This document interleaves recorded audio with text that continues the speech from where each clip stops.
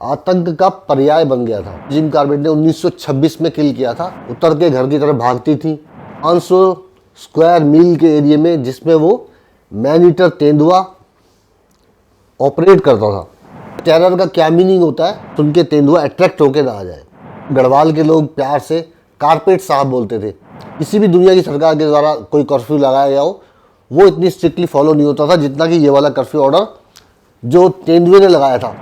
What terror actually means, एक अनाथ लड़का जिसकी उम्र थी 14 साल, उसी कमरे में 40 बकरियां छोटे से कमरे में आया, क्योंकि जब उन्होंने दरवाजे को देखा तो उस पर गहरे क्लॉ मार्क्स थे, पंजे के निशान थे लेपर्ड। वो जो लकड़ी फंसी हुई थी वो निकल गई होगी रेविन के पास नीचे जाके, उसने उसको खाया। उसने एक तेंदुए को अपने उस पड़ोसी को ले जाते हुए देखा। ऐसे कि कोई सांस लेता है ना, उतनी भी आवाज़ नहीं आई कि तेंदुए ने कब मेरे दोस्त को मारा। तेंदुए उनकी बेटी को उठा के ले गया। अब मेरा भाई तो किसी बुरे ही नक्षत्र में पैदा हुआ है। हेलो गाइस, आज बात करते हैं रुद्रप्रयाग वाले लेपर्ड की, जिसको जिम कॉर्बेट ने 1926 में किल किया था। 1918 से लेकर 1926 तक रुद्रप्रयाग के उस 500 स्क्वायर किलोमीटर के एरिया में आतंक का पर्याय बन गया था। रुद्रप्रयाग के आसपास के जो लोग थे, सुबह उठते नॉर्मल रूटीन में सारे काम धंधे चलते थे, बच्चे स्कूल जाते थे, औरतें घास काटने, घर के बाकी सब काम किया करती थी, जंगल में भी जाती थी घास लेने, लोग बाजार जाते थे, एक दूसरे से मिलने आसपास के गांव में चले जाते थे। लेकिन जैसे ही सूर्य पश्चिमी क्षितिज की तरफ पहुंचने लगता था और शेडोज जो है, परछाइयाँ लंबी होने लगती थी, तो पूरी पॉपुलेशन जो आबादी थी वहाँ की, उसके बिहेवियर में, उसके व्यवहार में एक सडन अचानक एक बदलाव आने लगता था, जिसको कि क्लियर कट नोटिस किया जा सकता था। लोग जल्दी करने लगते थे। जो लोग बाज़ारों में कहीं मिलने गए हुए हैं, वो लोग जल्दी जल्दी अपने घरों की तरफ लौटने लगते थे। बच्चे अगर खेल रहे हैं तो माएँ उन्हें बुलाने लगती थी, पुकारने लगती थी। कोई औरतें जंगलों में लकड़ियाँ लेने गई तो जल्दी जल्दी पहाड़ों से उतर के घर की तरफ भागती थी। तो पूरा बिहेवियर जो है उस पूरी आबादी का, 50,000 की आबादी जो उस एरिया में रहती थी रुद्रप्रयाग के आसपास 500 स्क्वायर मील के एरिया में, जिसमें वो मैन ईटर तेंदुआ ऑपरेट करता था। साथ ही हर साल जो 50-60 हज़ार तीर्थयात्री जो उस रास्ते से गुजरते थे, क्योंकि ये बद्रीनाथ और केदारनाथ का जो रास्ता था वहीं से गुजरता था, उन तीर्थयात्रियों को भी अगर कोई लोकल जा रहा है शाम के वक्त और उसको कोई पिलग्रिम तीर्थयात्री दिखाई दिया तो वो उसको भी अर्ज करता था कि आप जल्दी से किसी शेल्टर में, किसी धर्मशाला में, सराय में पहुंच जाइए जल्दी से। जिम कॉर्बेट लिखते हैं कि आतंक वर्ड जो है, टेरर, ये जो वर्ड है टेरर, इसको हम बड़ी आसानी से कहीं भी किसी भी छोटी मोटी घटना के लिए इस्तेमाल कर लेते हैं, तो इसका जो असली मीनिंग है वो कहीं खो सा गया है। टेरर का क्या मीनिंग होता है, रुद्रप्रयाग के आसपास के रहने वाले निवासी थे और जो 60,000 जो तीर्थयात्री वहाँ से गुजरते थे, उनके ऊपर इस टेरर का क्या मीनिंग था, वो आने वाली कुछ घटनाएं जिम कॉर्बेट ने अपनी किताब में लिखी है, मैन ईटर ऑफ रुद्रप्रयाग, जिसको उन्होंने 1926 में मारा था 10 हफ्ते की लगातार कोशिशों के बाद और बहुत सारे फेल्ड अटेम्प्ट्स के बाद। उस तेंदुए की कुछ शिकार जो उसने किए ह्यूमन के, इंसानों के, वो कुछ घटनाएं जिम कॉर्बेट ने लिखी है, जिनको मैं आपको बताने वाला हूँ, जिससे ये साबित हो जाएगा कि टेरर क्या होता है और वहाँ के लोग क्यों शाम होते ही अपने घरों में बंद हो जाते थे और फिर रात को भी उस पूरे इलाके में कोई आवाज़ नहीं आती थी, क्योंकि सभी लोग लॉक्ड, बंद दरवाज़ों के अंदर थे और कई लोगों ने तो अपने एक्स्ट्रा दरवाजे भी बना लिए थे। और आवाज़ वो इसलिए नहीं करते थे कि कहीं आवाज़ सुन के तेंदुआ अट्रैक्ट होकर ना आ जाए। चलिए कुछ घटनाएं आपको सुनाता हूँ जो जिम कॉर्बेट ने अपनी किताब में लिखी। कॉर्बेट साहब, जिनको गढ़वाल के लोग प्यार से कारपेट साहब बोलते थे, वो अपनी किताब में लिखते हैं कि ब्रिटिश सरकार का या वर्ल्ड में किसी भी गवर्नमेंट का, किसी भी सरकार का इम्पोज किया हुआ कर्फ्यू ऑर्डर कभी भी इतनी स्ट्रिक्टली ना तो इम्पोज किया गया और ना ही फॉलो किया गया लोगों के द्वारा, और वो भी अपने आप। जो लेपर्ड था, जिसको बोलते थे मैन ईटर ऑफ रुद्रप्रयाग, इसके द्वारा इम्पोज किया गया जो कर्फ्यू ऑर्डर था, उसको इतनी स्ट्रिक्टली फॉलो किया जाता था। किसी भी दुनिया की सरकार के द्वारा कोई कर्फ्यू लगाया गया हो, वो इतनी स्ट्रिक्टली फॉलो नहीं होता था जितना कि ये वाला कर्फ्यू ऑर्डर जो तेंदुए ने लगाया था 50,000 निवासियों के द्वारा और वहाँ से गुजरने वाले 50-60 हज़ार जो पिलग्रिम थे, जो तीर्थ यात्री थे, जो हर साल वहाँ से गुजरते थे तीर्थ यात्रा के लिए। बद्रीनाथ और केदारनाथ जो पवित्र मंदिर है, वहाँ पे जो वो लोग जाया करते थे। पैदल यात्रा थी उस ज़माने में, सड़कें थी नहीं। सड़कें थी तो ऊबड़ खाबड़ टूटी हुई वो सड़कें थी जिन पे कभी भी वाहन, कोई गाड़ी नहीं चली थी। ये उस समय की सड़कों का हाल था। मैं आपको कुछ घटनाएं बताता हूँ जिनसे आप समझ पाएंगे कि what terror actually means. Terror, आतंक का असली मतलब क्या होता है। एक अनाथ लड़का जिसकी उम्र थी 14 साल, उसको नौकरी पे रखा हुआ था एक आदमी ने अपनी 40 भेड़ बकरियों की देखभाल के लिए। वो लड़का डिप्रेस्ड क्लास से था, जिसको अनटचेबल बोलते हैं। उस ज़माने में ये प्रथा बहुत थी। अनटचेबल क्लास का वो बच्चा था। दिन भर वो भेड़ बकरी चराता था। शाम को जब वो आता था तो उसको खाना दिया जाता था और उसके बाद ग्राउंड फ्लोर पे एक कमरा था, छोटा सा कमरा, जिसके अंदर वो 40 भेड़ बकरियाँ, और उसमें एक छोटी सी फेंस बना के उस लड़के ने अपने लिए जगह बना ली थी ताकि रात में सोते वक्त भेड़ बकरियाँ उसके ऊपर ना चढ़ जाएं। उसी कमरे में 40 बकरियाँ, छोटे से कमरे में, और एक जरा सी जगह बना के कोने में वो लड़का सो जाया करता था। कमरे के ठीक ऊपर उसके जो मालिक था, उसका कमरा था जो वहाँ पे रहता था। तो उस रात, जिस रात ये बच्चा अपने माता पिता से जा मिला, क्योंकि अनाथ था, उसके मालिक ने बताया कि मैंने कमरा अच्छी तरह से बंद कर दिया था और फिर सांकल लगा के, जो चेन के द्वारा बंद होता है, वो चेन फंसा के और उसमें एक लकड़ी जैसे कि रोजाना वो डालता था वो उसने फंसा दी थी।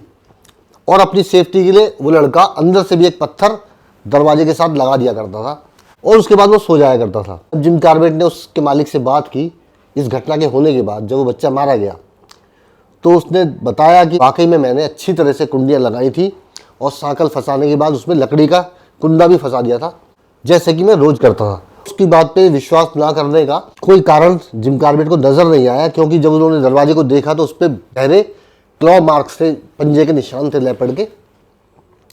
तो जिम कार्बेट ने अंदाजा लगाया कि जब वो दरवाजा खोलने की कोशिश कर रहा होगा जिसमें उसके इतने गहरे निशान बन गए दरवाजे पे, तब शायद वो उस कोशिश के दौरान वो जो लकड़ी फंसी हुई थी वो निकल गई होगी और उसके बाद फिर तेंदुए को दरवाज़ा खोलने में कोई बहुत ज़्यादा परेशानी नहीं हुई होगी और उसके पीछे जो पत्थर था उसको हटाने में भी फिर ज़्यादा परेशानी तेंदुए को नहीं हुई होगी। 40 बकरियां जो छोटे से कमरे में बंद थी तो जगह नहीं थी इतनी, तो वो तेंदुआ क्या उनकी पीठ के ऊपर चढ़ के गया, क्योंकि वो तेंदुए को देख के खड़ी हो गई होंगी। जिम कार्बेट लिखते समझ में नहीं आया उनकी पीठ के ऊपर से गया तेंदुआ या उनके पेट के नीचे से निकल के उस लड़के तक पहुंचा और फिर उस लड़के को मारा और लेकर वो बाहर निकला रूम से और पास की एक घाटी में, पहाड़ के किनारे एक रेविन के पास नीचे जाके उसने उसको खाया, क्योंकि वहीं पे अगले दिन सुबह भेड़ बकरियों के मालिक को उसका शव लगभग पूरा ही खाया हुआ वहाँ पे मिला। भेड़ बकरियाँ रात में निकल गई थी कमरे से बाहर। और मज़े की बात यह है, हैरानी की बात है, कार्बेट साहब लिखते हैं कि 40 बकरियों में से एक को भी एक मामूली खरोंच तक नहीं आई, एक स्क्रैच तक नहीं पड़ा।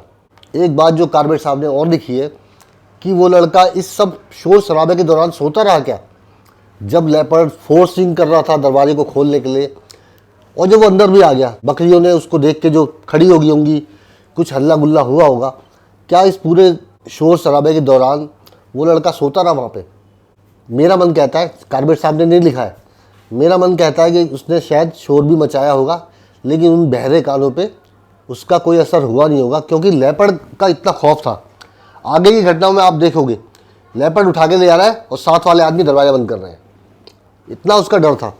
तो हो सकता है उस अनाथ बेसहारा बच्चे ने मदद की गुहार भी लगाई होगी, चीख पुकार मचाई होगी, लेकिन मालिक ने हो सकता है सुनी भी हो और शायद अनसुनी कर दी हो, क्योंकि सभी को अपनी अपनी जान का भय भी होता है।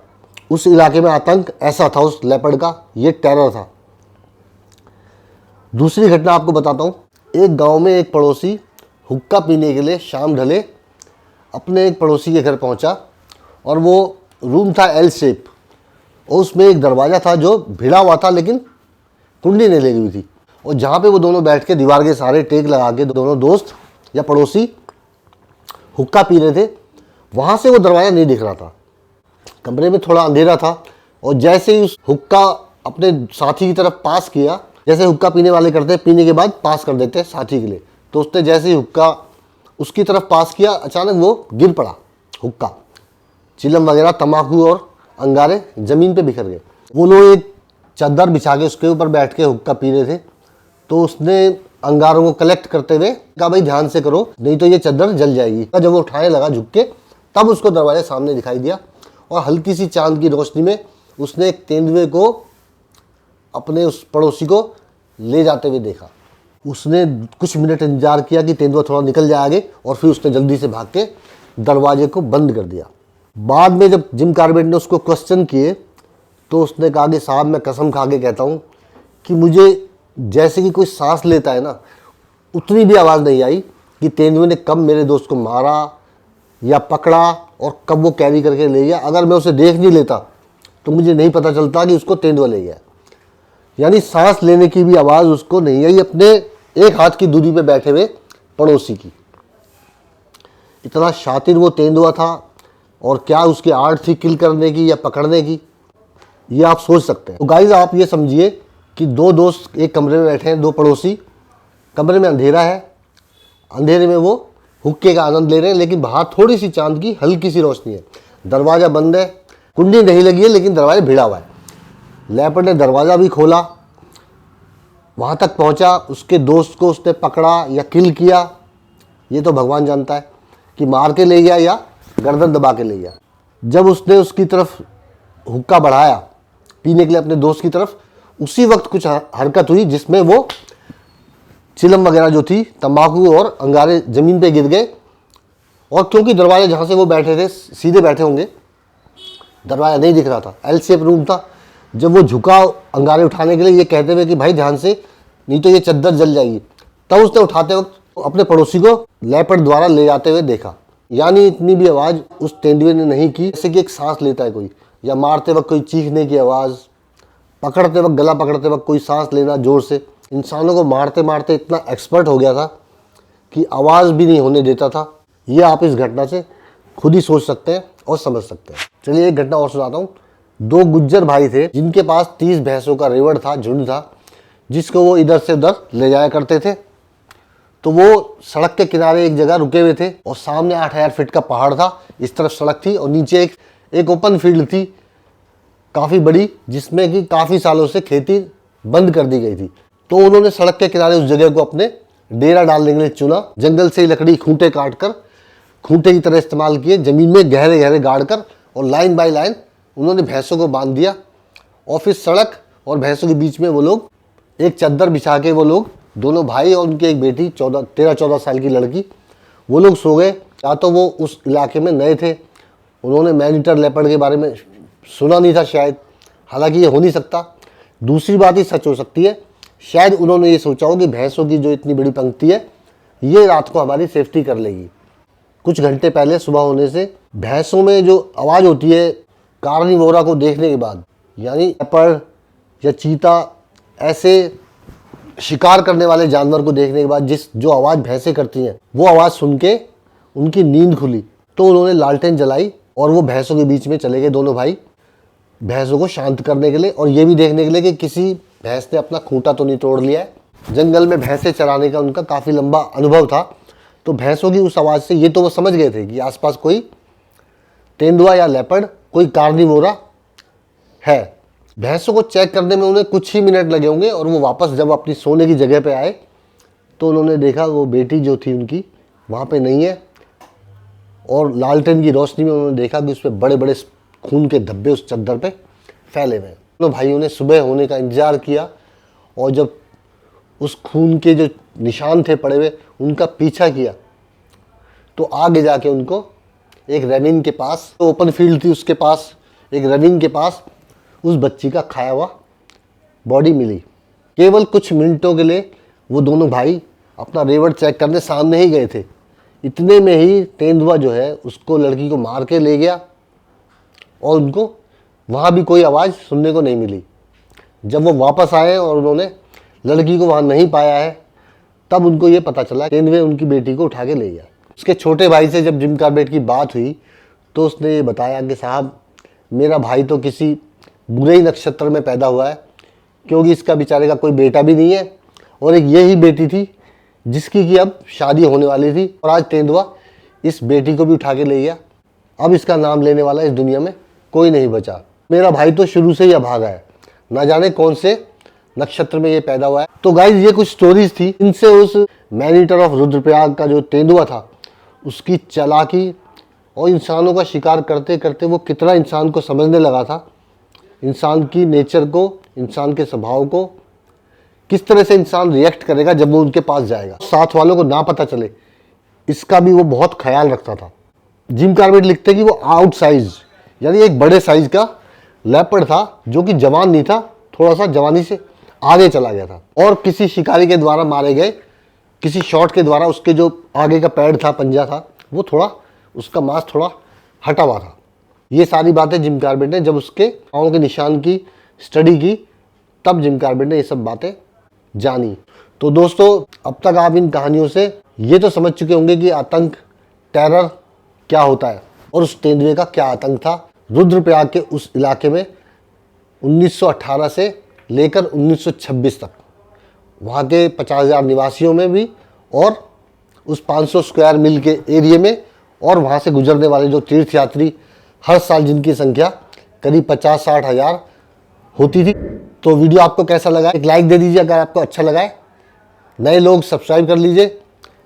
इसी तेंदुए की बाकी और कुछ इंटरेस्टिंग बातें बताने वाला हूँ नेक्स्ट वीडियो में। मिलते हैं बहुत जल्दी, तब तक stay safe, take care, bye bye, जय हिंद, जय भारत।